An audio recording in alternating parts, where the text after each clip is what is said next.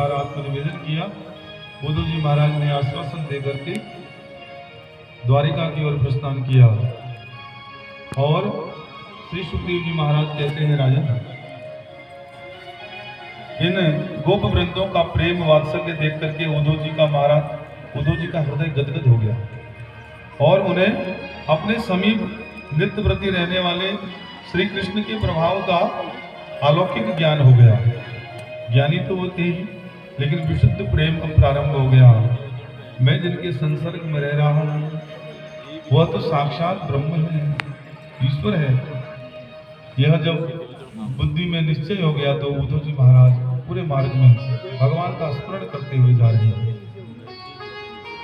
इधर भगवान की गुण लीलाओं की चर्चा विदर्भ राज की सभा में चल रही है और उस सभा में जब भगवान के अनन्य ऐश्वर्य बल की जब चर्चा चल रही थी तो रुक्मिणी माता पर्दे के पीछे छिप छिप करके श्री कृष्ण की महिमा का श्रवण कर रही थी और भगवान आदि पुरुष हैं, उनकी लीलाएं अनन्य हैं। यह सुन करके अपने पिता की सभा में, जहां पर उनका वर्ण करने की मनसा से अनेक राजा बैठे हुए हैं, वहीं उन्होंने संकल्प धारण कर लिया कि मैं यदि पति रूप में किसी को वर्ण करूंगी तो वो श्री कृष्ण है। उन्हीं ने ऐसी अलौकिक लीला करके मेरा मन मोह लिया है। कानों से जैसे ही उनकी लीला सुनी तो संकल्प धारण कर लिया, क्योंकि रुक्मिणी माता जन्म जन्मांतर में प्रधान पुरुष का ही वर्ण करने वाली हैं और स्वयं लक्ष्मी स्वरूपा शक्ति हैं। अब एक ब्राह्मण देव से निवेदन किया कि ब्राह्मण देव, मेरा कार्य साधने की भावना से तुम्हें द्वारिका में जाना होगा, इसलिए आप मेरा संदेश श्री कृष्ण तक पहुंचा दो।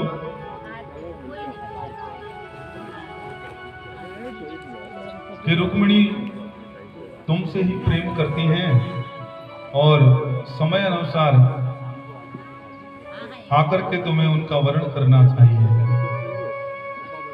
ब्राह्मण देव ने माता रुक्मिणी की आज्ञा मान करके भगवान तक द्वारिका में संदेश पहुंचा दिया।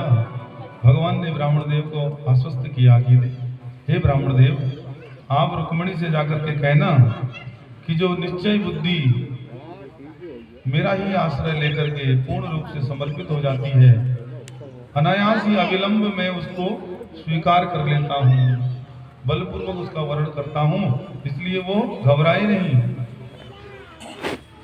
उसकी इच्छा के विपरीत कोई भी उसका वर्ण नहीं कर सकता, नहीं कर पाएगा, ऐसा आश्वासन दे दिया।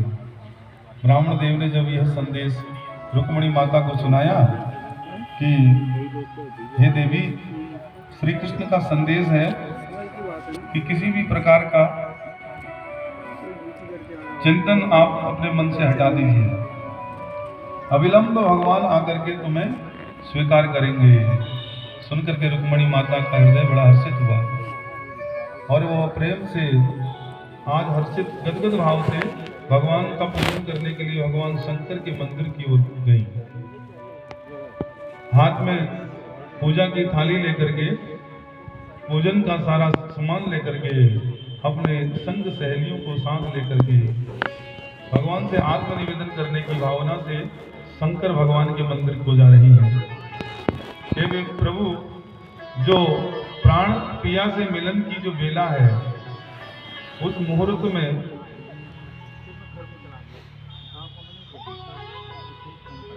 कोई अवरुद्ध उत्पन्न ना हो, इसलिए भगवान शंकर का यजन करने की भावना से आगे बढ़ी और निवेदन कर रही हैं, बेनती सुनिए नाथ हमारी, बेनती सुनिए नाथ हमारी, बेनती सुनिए नाथ हमारी, बेनती सुनिए नाथ हमारी। हृदयेश्वर हरि हृदय विहारी, हृदयेश्वर हरि हृदय विहारी, मोर मुकुट पीतांबर धारी, विनती सुनिए नाथ हमारे, विनती सुनिए नाथ हमारे,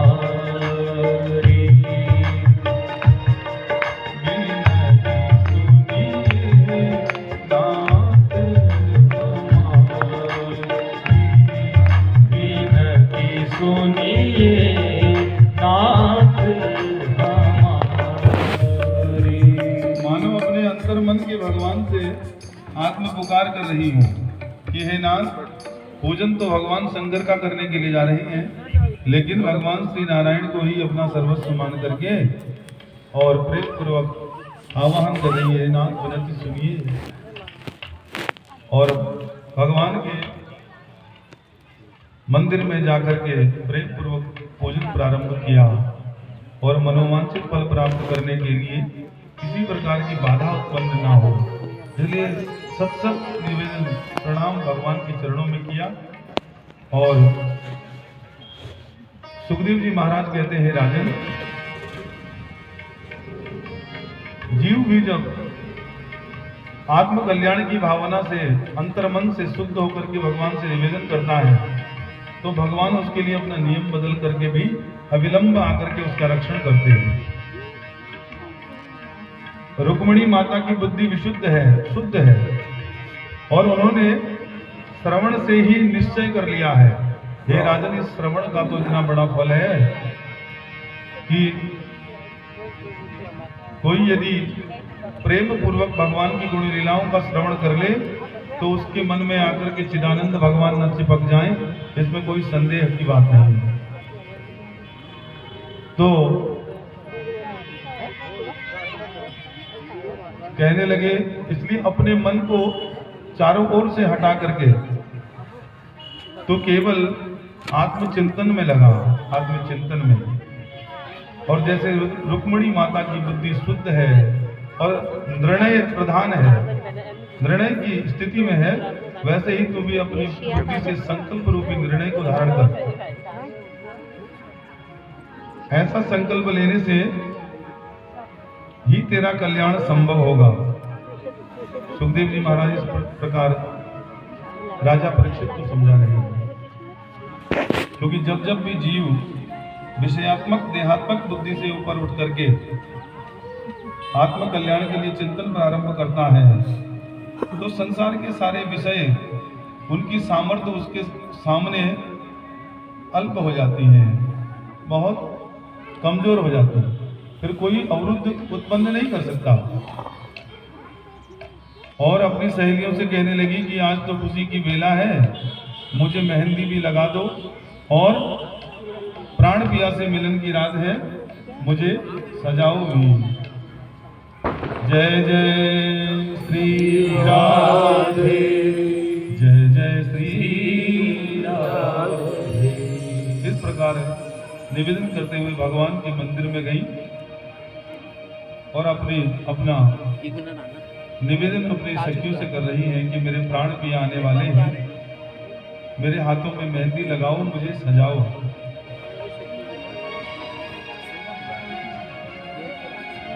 बोल वृंदावन बिहारी लाल की जय। जय जय श्री राधे, जय जय श्री राधे, जय जय श्री राधे। ऐसे वर को क्या वरूं जो जन्मे और मर जाए, वरिये गिरधर लाल को तू चोला अमर हो जाए, तू चोला अमर हो जाए। आओ मेरी सखियों मुझे मेहंदी लगा दो, आओ मेरी सखियों मुझे मेहंदी लगा दो, लगा दो मुझे सुंदर बना दो, मेहंदी लगा दो मुझे सुंदर बना दो, मुझे श्याम सुंदर की दुल्हन बना दो, मुझे श्याम सुंदर की दुल्हन बना दो, मुझे श्याम सुंदर की दुल्हन बना दो, मुझे श्याम सुंदर की दुल्हन बना दो। सत्संग में मेरी बात चलाई, सत्संग में मेरी बात चलाई, सद्गुरु ने मेरी कीनी सगाई, सद्गुरु ने मेरी कीनी सगाई, उनको बुला के हाथ मेवा तो करा दो, उनको बुला के हाथ मेवा तो करा दो, मुझे श्याम सुंदर की दुल्हन बना दो, मुझे श्याम सुंदर की दुल्हन बना दो। आओ मेरी सखियों मुझे मेहंदी लगा दो, आओ मेरी सखियों मुझे मेहंदी लगा दो, मुझे श्याम सुंदर की दुल्हन बना दो, मुझे श्याम सुंदर की दुल्हन बना दो।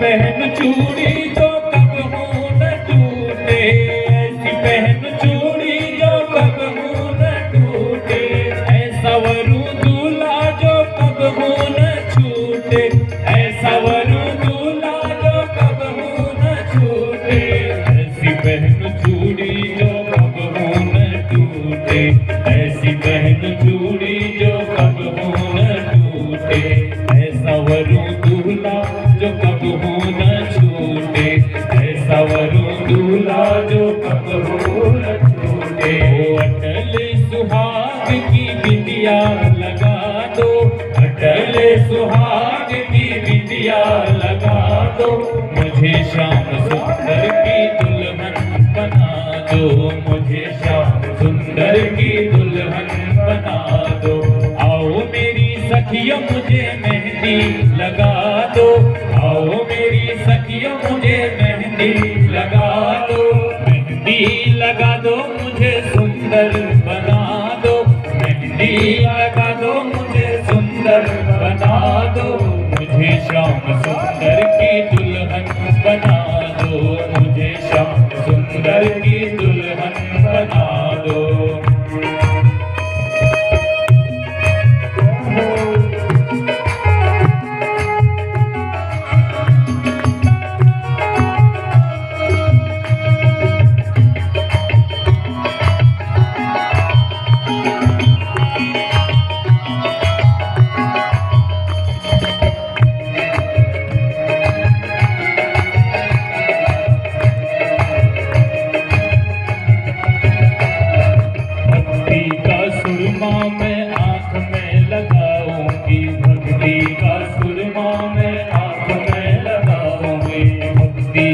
सुरमा में आँख में लगाऊंगी, भक्ति का सुरमा में आँख में लगाऊंगी, दुनिया से नाता तोड़ उनकी हो जाऊंगी, दुनिया से नाता तोड़ उनकी हो जाऊंगी, सद्गुरु को बुला के फेरे तो करवा दो, सद्गुरु को बुला के फेरे तो करवा दो, मुझे श्याम सुंदर की दुल्हन बना दो, मुझे श्याम सुंदर की दुल्हन बना दो। आओ मेरी सखियों मुझे मेहंदी लगा दो, आओ मेरी सखियों मुझे मेहंदी लगा दो, मेहंदी लगा दो मुझे सुंदर बना दो, मेहंदी लगा दो मुझे सुंदर बना दो, मुझे श्याम सुंदर की दुल्हन बना दो, मुझे श्याम सुंदर की दुल्हन बना दो, मुझे श्याम सुंदर की दुल्हन बना दो, मुझे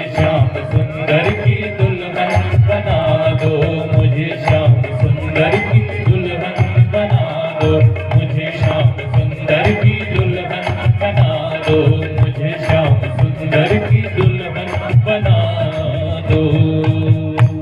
बोल वृंदावन बिहारी लाल की जय हो। जय जय श्री राधे। रुक्मणी माता का शुद्ध भाव जानकर के भगवान शीघ्र विदर्भ राज के महल पे पहुंच गए और महल के अंदर आते ही रुक्मणी जी का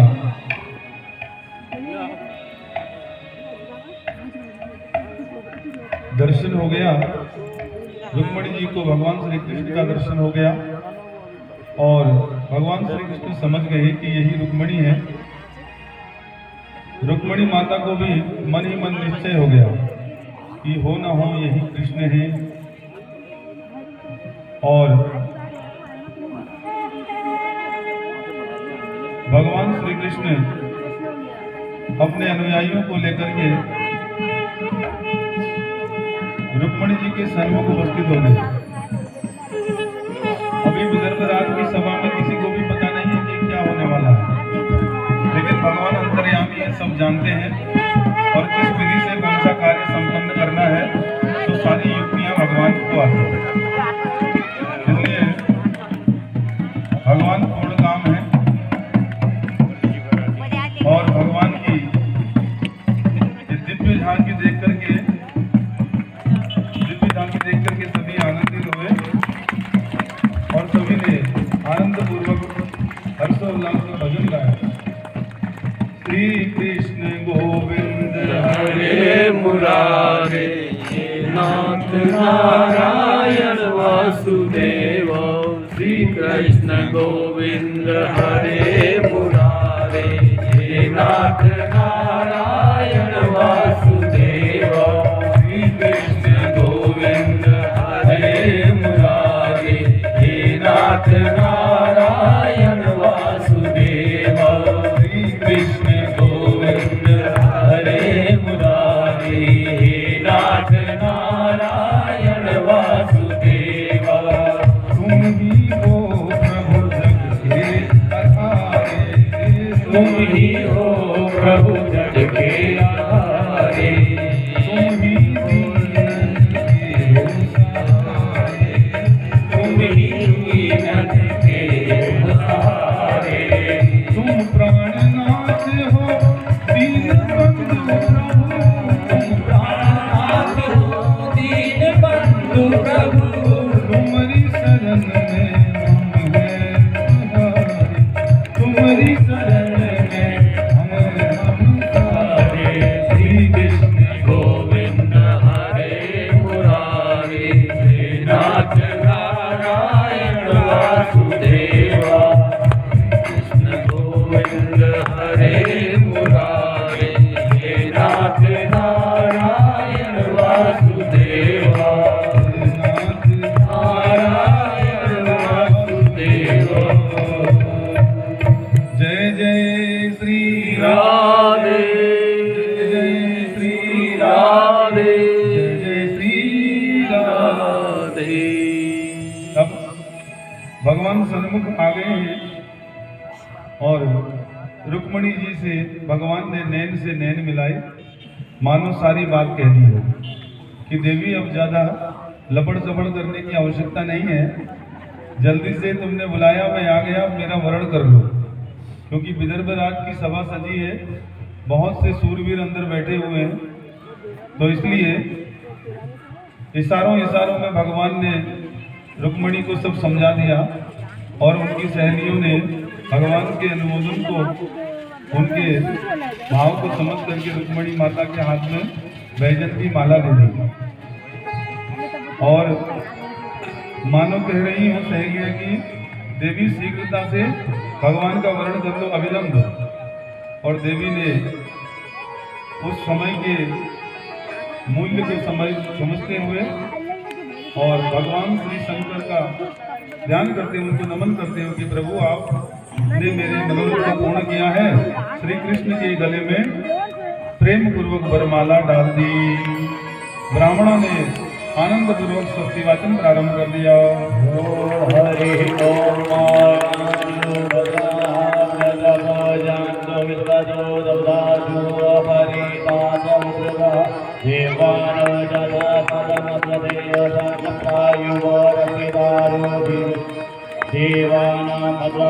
सर्वजो यथा देवानां सख्यमुपदे दिवा वयं देवानायुः प्रतिरन्तु जीवते।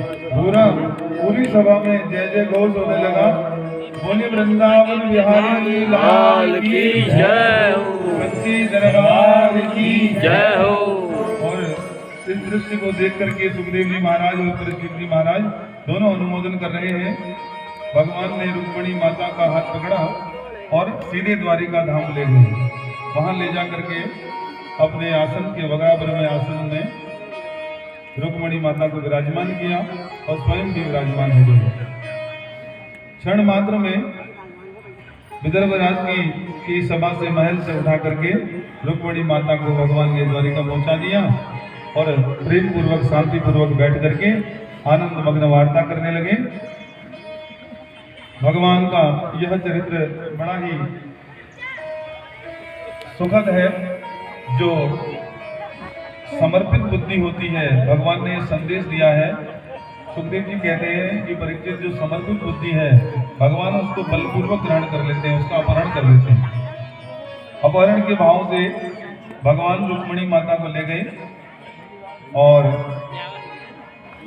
क्योंकि रुक्मिणी सद्बुद्धि है और भगवान नारायण सद्बुद्धि रूपी सद्भाव को ग्रहण करने वाले उनके आश्रय हैं। इसलिए हमेशा प्रेम से उत्प्रोत सद्बुद्धि को ग्रहण करने के लिए अविलंब भगवान आ ही जाते हैं। बस भक्त का भाव विनम्र होना चाहिए। बनवारी हृदय बसो गिरधारी, बनवारी हृदय बसो गिरधारी, हृदय बसो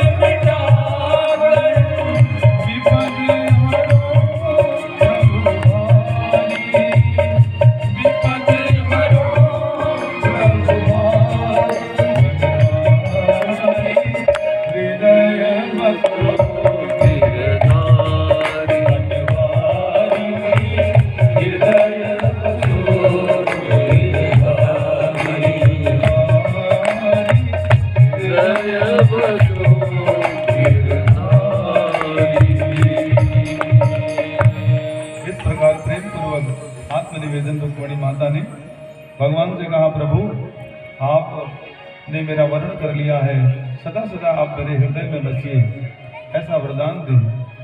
भगवान रुक्मिणी माता का यह आत्मसमर्पण देख करके बड़े प्रसन्न हुए। सज्जनों कहने का तात्पर्य यह है, समर्पण का भाव ही हमें ईश्वर की ओर अग्रसर करता है। इसलिए चाहे जो भी हो, जिस वर्ण में हो, जिस रूप में हो, जिस वर्ण जिस समुदाय में हो, अगर उसे भगवान के प्रति सत्य प्रेम हो जाता है, शुद्ध प्रेम हो जाता है, तो निश्चित रूप से वही इस संसार में सबसे महान व्यक्ति है। क्योंकि मलिनता तो चारों ओर दृष्टिगोचर हो ही रही है। इसलिए इस कलिकाल के इस प्रथम चरण में चारों ओर ईर्ष्या का, नफरत का दावानल दहक रहा है। ऐसे विपरीत समय में भी यदि हमें भगवत चरणता का श्रवण का अवसर प्राप्त हो और उनके चरण कमलों से शुद्ध प्रेम हो, हम सिद्धांती होकर के, सिद्धांतवादी होकर के ज्ञान मार्ग से यदि उनकी ओर अग्रसर होंगे तो निश्चित रूप से हमारा जीवन धन्य धन्य हो जाएगा। अधिक न कह करके मैं आज की कथा को यहीं पर विराम दूंगा।